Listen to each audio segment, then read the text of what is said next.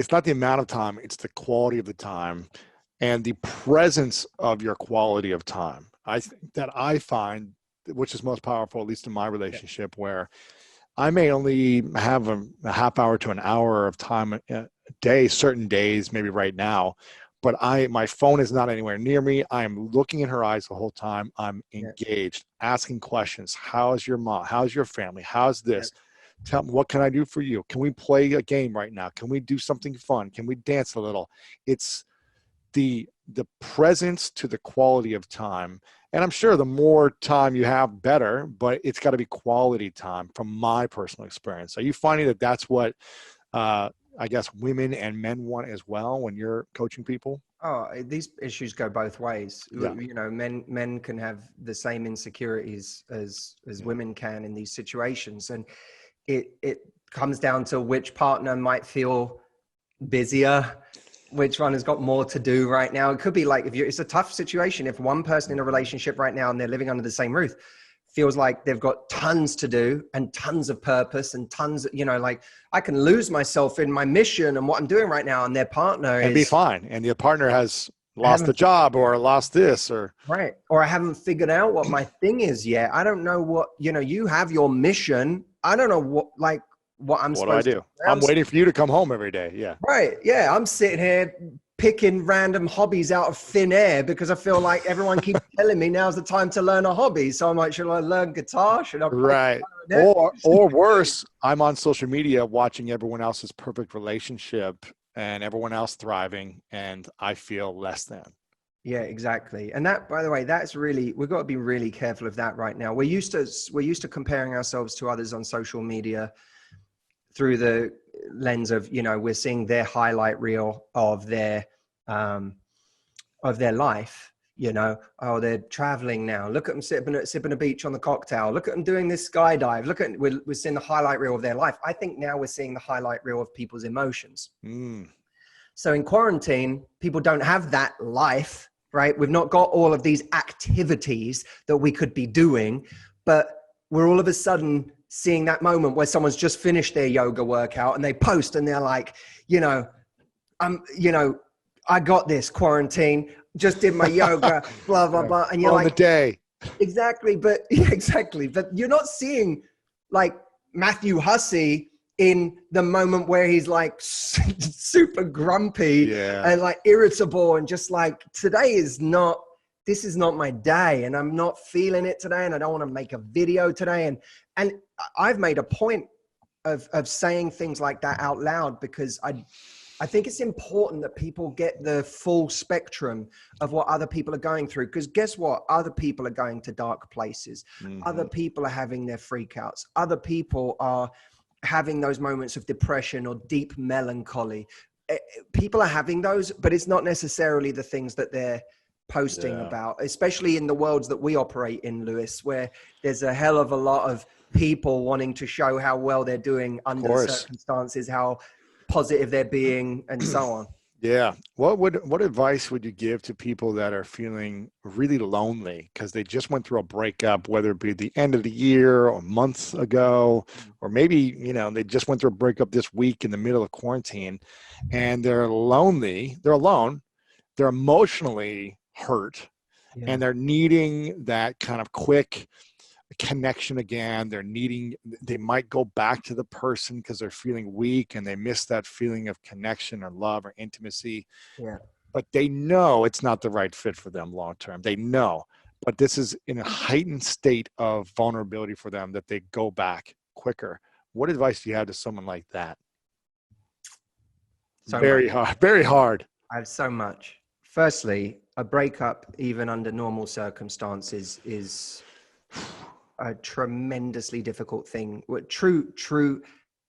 I shouldn't say a breakup because there are many joyous breakups we go through, but when you experience true heartbreak, it is one of the most devastating feelings in the world. Devastating. You're a zombie. You're dead. You're dead inside. And it's worse than you're dead inside. You act dead to everybody else. Inside, you feel like you're dying. Yeah. That's true. On loop all day. You can't get out of it. Yeah. Yeah. in a breakup, and this is as true now. Now's no different. People need to recognize that now is just a difficult breakup on steroids, right? If you're going through heartbreak right now, you're just doing it on steroids, but it's just the same emotions. So don't fret that, oh my God, why did it have to happen now when this was going on? You're giving it a big story. It's still just the same emotions of heartbreak. You're just experiencing them in a heightened way.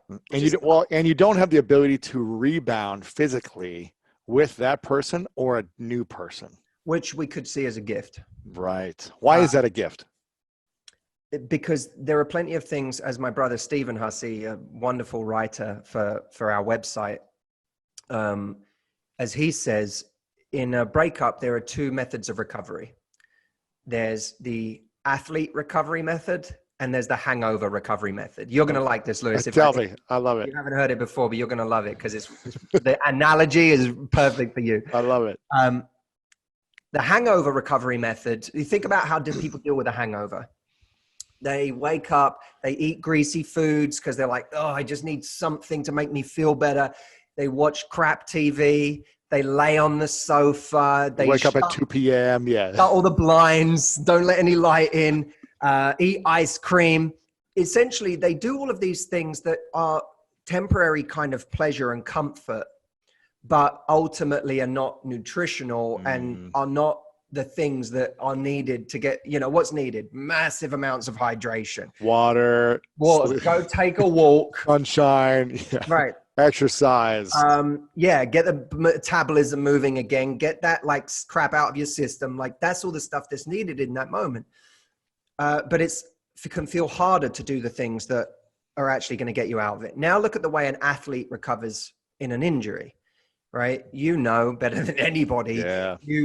You don't, firstly, you still train whatever you can train. You don't ignore everything simply because your shoulder's injured. You do what you can. Yeah, you do some abs, you do some legs, you do something else. Right. Let me keep a hand. Swimming. Yeah. Exactly. You eat well. You get tons of rest, as much rest as you possibly can. You do rehab where necessary, but you don't do so much that it injures what you're doing. Yeah, you reset your vision. You visualize what you want and start mentally rehearsing the reps, the repetition, the action steps. You mental rehearse, all those things, right? So now if you apply that to a breakup, the hangover recovery method is let's go and sleep with other people quickly just to get my fix, just to feel connected, just to feel like I'm worth something, just to feel like I'm still sexy. Let me go out and drink, party. Let me eat ice cream, bad food, keep going to the fridge. Get on Tinder and all the apps. And right. Or not, or just hide away under the covers. Don't engage life. It could be either or, but they're all hangover recovery methods because they don't make you feel better long-term. They're just short-term pleasure. The athlete recovery method in a breakup is you do the same as an athlete. You say, okay, my heart might be injured right now, right? My heart's offline, so to speak, but I still have everything else. So let me make sure the rest of my life is firing on all cylinders right now. Let me do everything. Let me be kind to myself. Let's maybe like put dating aside for the moment or put that, but let me go and make platonic connections. Let me go and build my relationships with my friends and family. Let me eat well. Let me sleep well. Let me train. Let me go and do all of these things that train every other muscle in my life so that when my heart comes back online, every other part of me is ready to go. So you got one problem right now. You're in pain, right? But if that pain causes you to let every other part of your life go down, spiral, now you got 6 problems. So that's the part we want to avoid. And only have one problem, not 6. Right. And look, it's all of this is easy to say. And when you're heartbroken, you just feel like you feel so bad and so sick in your stomach and so nauseated all the time that even hearing this sounds like a lot of work. And what I would say to people as a really manageable step is there's that quote, emotions are weather, let them come and go. Right. And that's true. Emotions are weather. I used to think that emotions were really important. A friend of mine, Jameson Jordan, who who shoots my videos, he would always tell me whenever I would be in a real funk, a bad place, whatever, I would talk to him about it. He was one of the closest people to me. And I always remember he used to say to me, like, I just think you think your emotions are more important than I feel like mine are. You put more emphasis on your emotions. You like think they're really important. You think your emotions are you. Yeah, he would be like, you just seem to like give more weight to your feelings than I do. And at the time, I didn't quite hear that. And over time, I've come to understand what that means. And of course, a lot of this is taught in mindfulness training, meditation, and so on. But that idea that just because you have a thought, just because you have an emotion, it doesn't make it important. And in a heartbreak, just because you miss your partner, that doesn't actually make that feeling that important. Just because you feel hurt and you feel like, oh my God, I'll never find anyone like that again. That's just a thought and an emotion that's attached to that thought. And it doesn't make it that important. And so when I was going through terrible times, when I've gone through heartbreak, one of the key lessons I learned was, okay, there's really cloudy skies right now. That's the weather, right? And it feels like that weather will never pass. But what I would begin to pay attention to is I would realize, oh, for the last 20 minutes, I didn't think about my breakup. The small wins. I'd be like, yeah. And often you only notice it after the fact. Because when you're in it, it could be that you're in a flow state with your work and that's taken you out of it. It could be that you're having a funny moment with a friend. It could be that you lost yourself in a movie. It could be you just had a conversation with your brother, your mother, whoever. A workout, yeah. For a few minutes, even if it's just 5, for 5 minutes, you noticed, I felt better. And maybe I didn't feel amazing, but for 5 minutes, I didn't feel like I was dying. I didn't feel suffering. And when that happens, here's what I would say to myself. I'd be like, well, that's interesting. Notice those things as interesting. And this applies not just to heartbreak, but to depression, to anxiety, to all sorts of different emotions that are undesirable.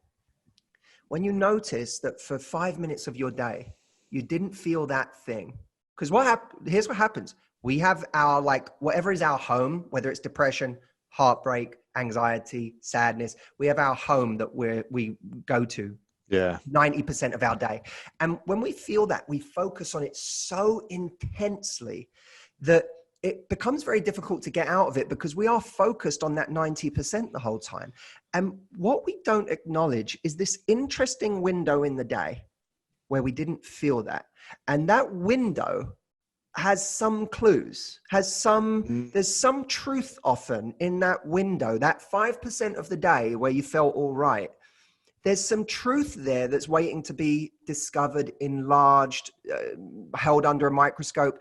And what I would do is when I would feel better for 5 minutes, I'd go, well, okay, so if nothing else, what did that prove? It proved that it's possible for me to feel better. I had a reference point for the fact that I could feel better.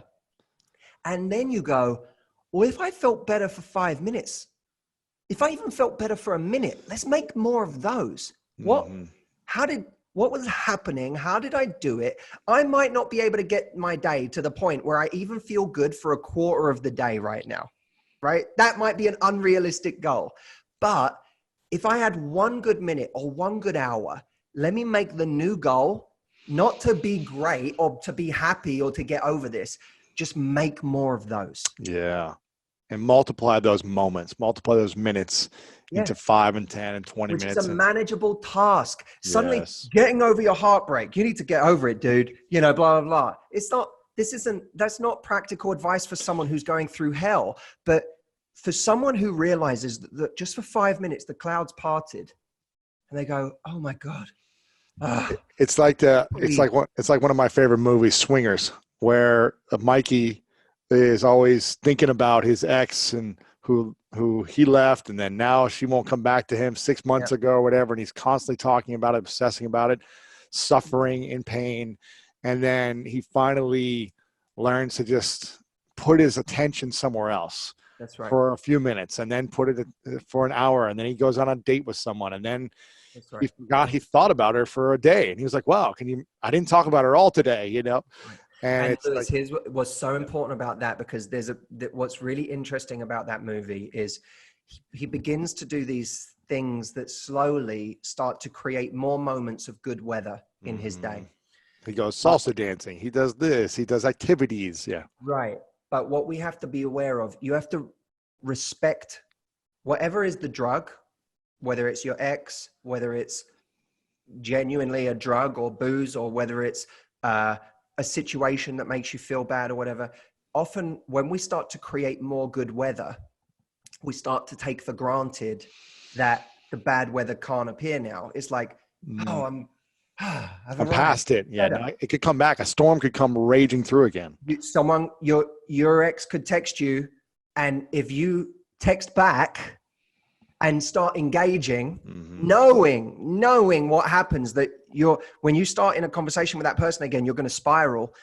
You're not respecting the drug. You might have been clean for months or years, but you got to respect the drug, because you don't is when you get cocky and you don't remember that there are rituals and routines and practices daily that got you to this good state.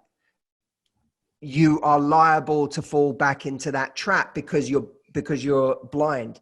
Don't be blind. Don't be afraid. It's not about fear. You're not fearful. You're not worried, because if I didn't die at the height of my breakup's pain, if I didn't die on day 2, I'm not going to die on day 22 or day 52 or day 1002. If I could deal with this at the height of its pain, I'm not going to die now. So I'm not going to be afraid of this, but I'm also going to respect it. And know that there are certain things that make me feel better in my day, and I have to consciously put them into my day, because the moment I take for granted that I just feel better, that's when that thing starts creeping.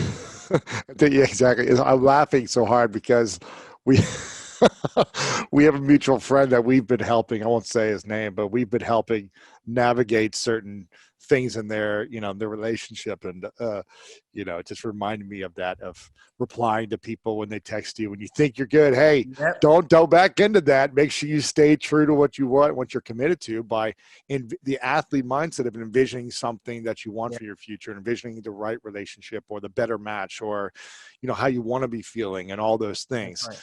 And by the way, and just remember, and this is true, not just for people going through heartbreak right now, but people going through solitude right now, because there's a lot of people who right now are just in solitude. They're not necessarily heartbroken, but they are experiencing a deep kind of existential loneliness. And when we're on our own for long periods of time, many people, not everyone, but many people, and perhaps even most, have more of a tendency to go to dark places with their thoughts. Yeah. And there's a lot of people that are there that are listening to us right now that certainly can't, some people might be in a hell with someone in the house, but these people in solitude are looking at that going, I'll take that right now over the hell I'm in of being constantly on my own and going out of my mind. I would say to people that, the same weather rule applies, that, you might feel really kind of dark and lonely at points in your day, but there are other points in your day where you don't. Notice the good weather and pay attention to the good weather and what made you feel good. Did you just have a conversation with one of your siblings? Did you have a little group chat with a bunch of friends? Did you watch a life-affirming movie? Did you read a book that made you feel connected to an author from some period in time, maybe who was also alone and writing about it? And by reading that author, you go, oh my God, I feel, someone else is having the same experience as me. I think that's really important, is if you're in solitude right now on your own, you connect to other people who have experienced that, because some of the greatest figures of all time have spent inordinate amounts of time alone, have experienced the darkness that you're experiencing, and you're in good company. You may feel you're alone, and we have this solipsistic attitude that we're the only one who's alone. We know it's not rationally true. We know it's not logically true, but we feel it on an emotional level. Those are moments where you have to remind yourself, I'm in good company, not just today, but throughout time. Key figures, brilliant people that are far more brilliant than we will ever be, have experienced the deepest, darkest existential loneliness, and in a way, there is something slightly romantic about that. I always love when I read an author and I hear that author who's brilliant and who I love. And I was just reading Bertrand Russell, and then you hear about something that someone suffers with or something that they've gone through, and you go, oh, thank God.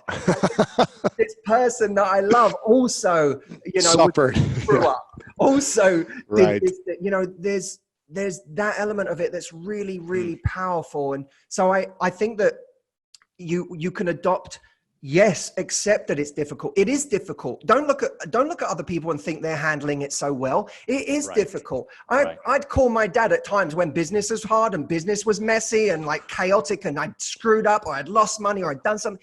I'd call my dad and I'd be like, my dad's one of my big mentors, and I'd call him and say, Dad, like, I'm just so stressed. I'm so overwhelmed. This is happening. This is going wrong. I got 10 people asking me for this, whatever. And he'd say, Matt, part of the problem is you don't think that other people's businesses are just as messy.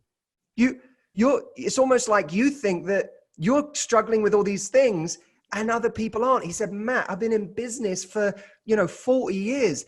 Business is messy. That is the nature of it. It is messy. It is chaotic. There are always things going wrong as well as things going right. That's the nature. That's how it is supposed to be. And when he would say that to me, it didn't take my problems away. But what it made me realize is, oh, it's all right.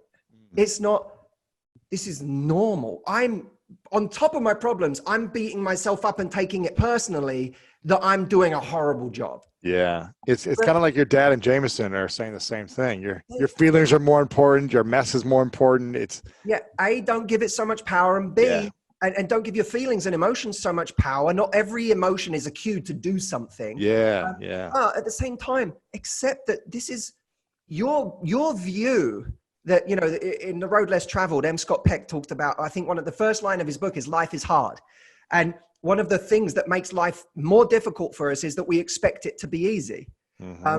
Well, that's true of relationships. It's true of business. It's true of everything. And when we have someone close to us who says, you're all right. You're at home on your own right now. And you feel like it's dark and lonely and you're having these kind of existential thoughts, and you're welcome. That's normal. Of course you do. You're living at home on your own in isolation right now. Of course you're feeling these things. You're not a screw up. You're not weak. You're not handling it terribly because you're having these thoughts.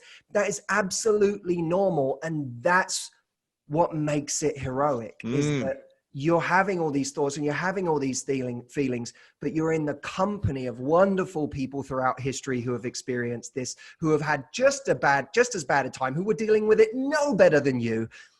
But in that company, you can kind of then assume your hero's journey and go, and overcome it. My personal hell right now. I'm going to keep going anyway. If you want to learn how to make yourself more desirable in relationships, then check out this powerful interview with relationship therapist Esther Perel. The love stories per se are not life stories. There's some things that you don't need in order to have a beautiful love story with someone.